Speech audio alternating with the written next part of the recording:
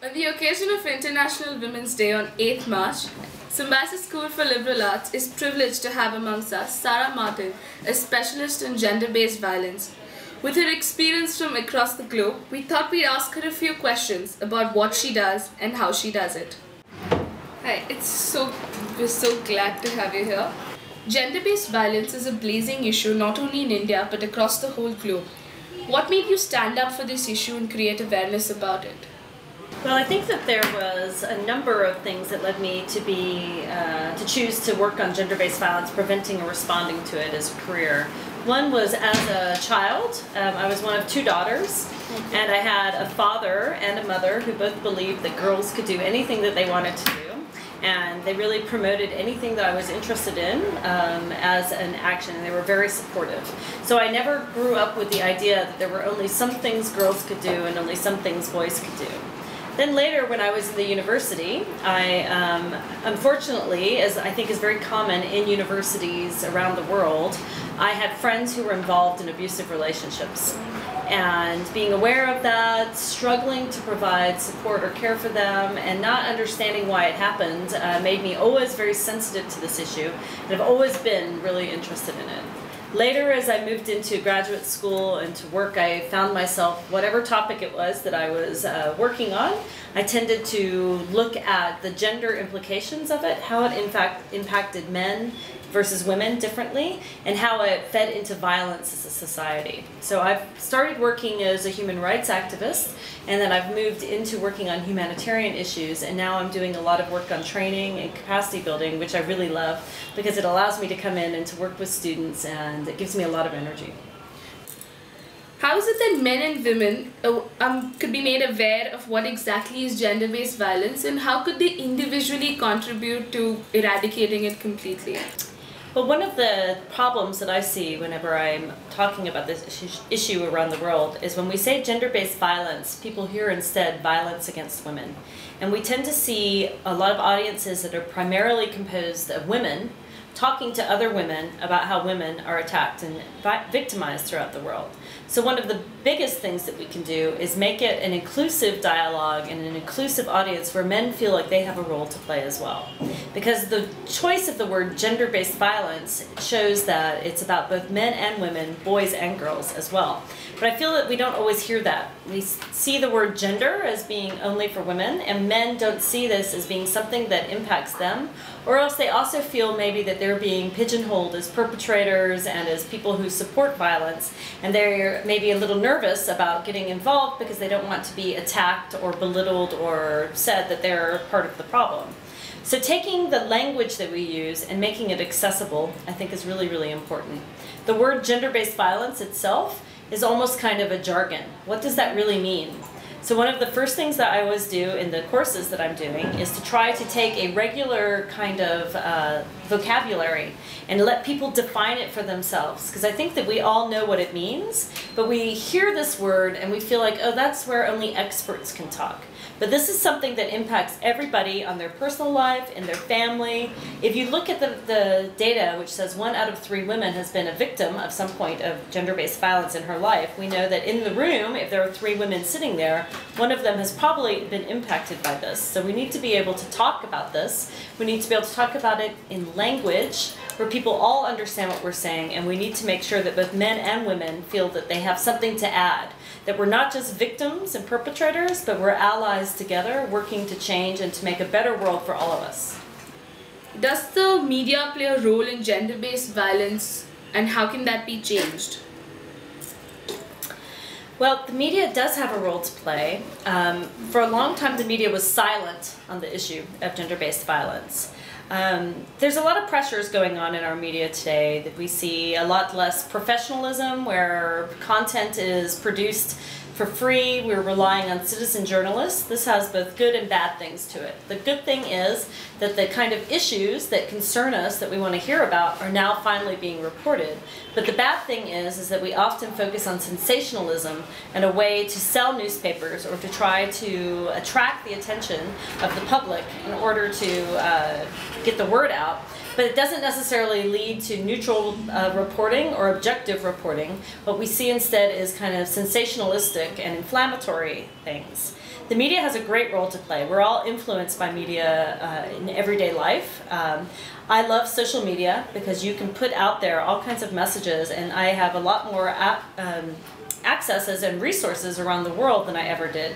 I can learn what's happening in the US and India from the people who are actually there, not just from the newspapers. So I love the fact that we can have a lot of dialogues and we can learn and we can hear from each other, but what I fear is kind of sensationalistic reporting that doesn't focus on the needs of the survivor.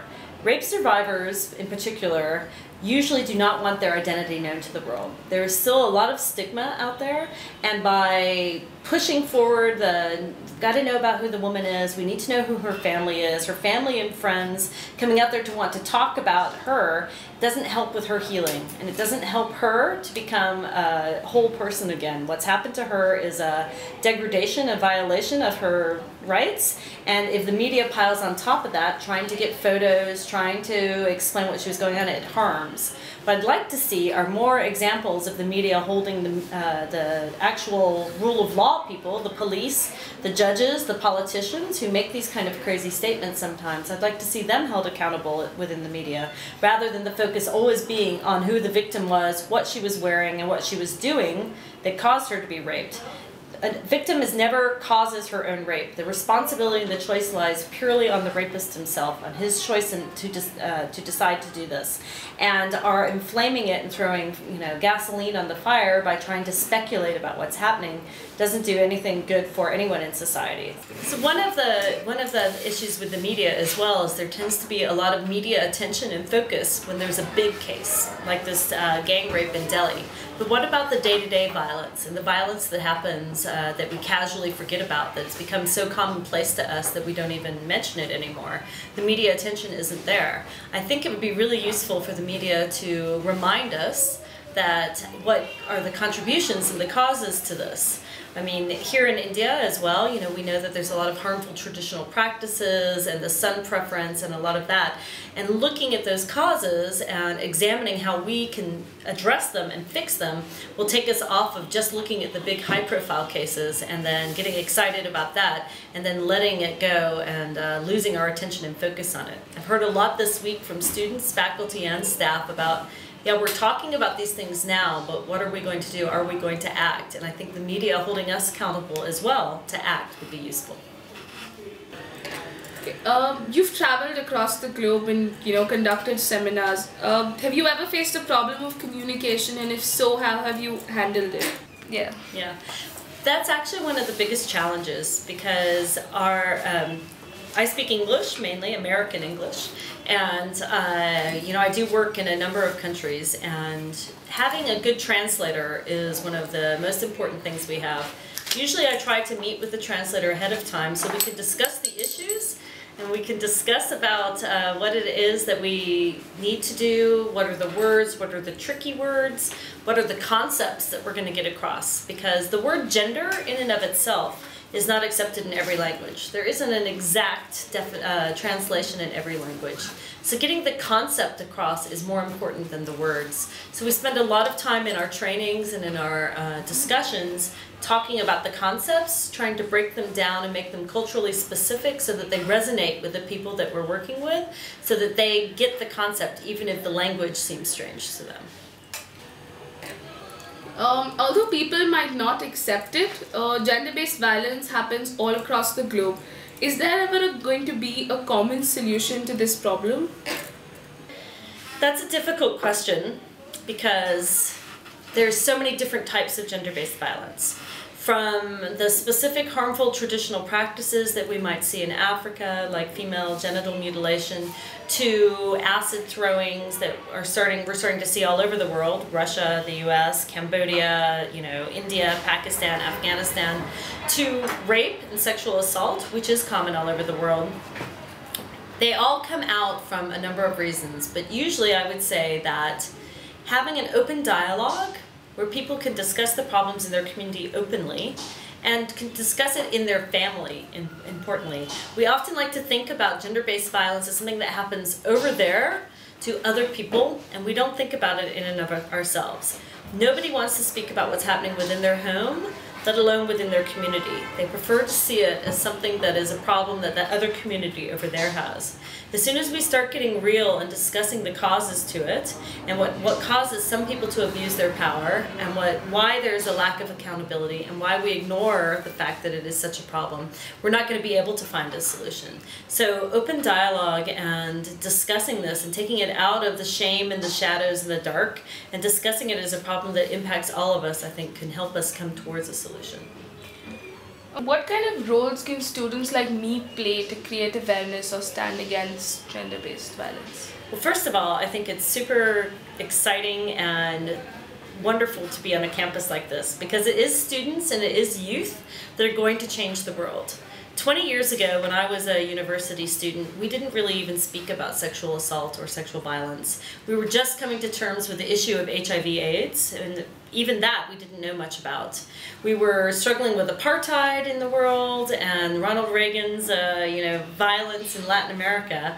And now you guys are talking about stuff we didn't even dream of. So having students out here, you guys are the future. You're the, it sounds like a cliche, but you're going to be the future leaders of NGOs, of the United Nations, of the government, of corporations. You're going to be creating the world. And if your minds are open and you can go out there and talk about these issues, enlighten people, share your knowledge, and work and act on this, I think there's a tendency that we want to raise awareness. It's a lot easier for us nowadays to raise awareness, but we have to focus on action as well.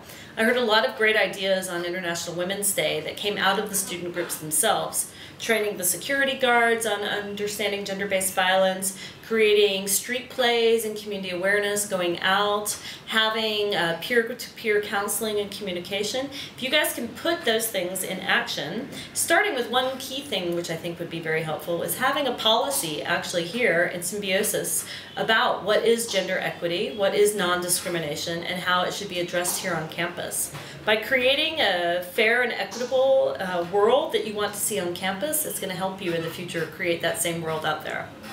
And last but not the least, one of the most important questions of today, what would be your message for the youth? Well, again, a difficult question, but if I had to pick one thing, I think it would have to be about act.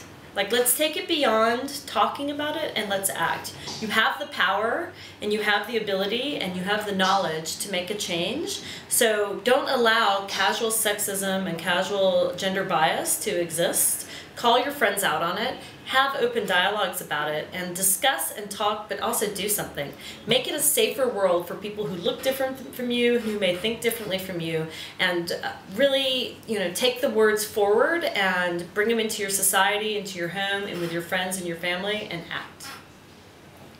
We would like to thank you so much for taking time out and educating us on this very important but always forgotten problem of gender violence. Thank you so much. Thank you guys, it's been a pleasure.